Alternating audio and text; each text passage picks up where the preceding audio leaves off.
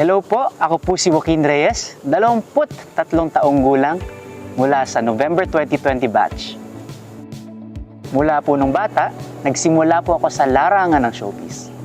Naging parte po ako ng iba't ibang palabas sa ABS-CBN at naging miyembro ng isang teen boy band na Gimme 5 noong 2013. Pagkatapos ng ilang masayang taon sa industriya, napagtanto ko na hindi ako para sa isang lugar lang. Ang buhay ay parang isang libro na maraming kabanata. At itong pagtaka ko sa bagong industriya ay simula ng bagong kabanata ng buhay ko.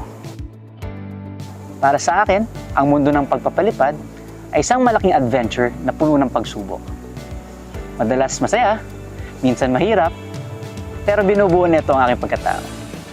Sa bawat lipad, marami at iba-ibang natututunan ko. Hindi lang sa pagiging piloto, kung hindi bilang tao rin. Siguro ang mensahe ko sa lahat ng gustong piloto tulad ko, magsumikap, magpursigi, at ang pinaka-importante sa lahat, huwag kalilimutan magsaya sa bawat sandali.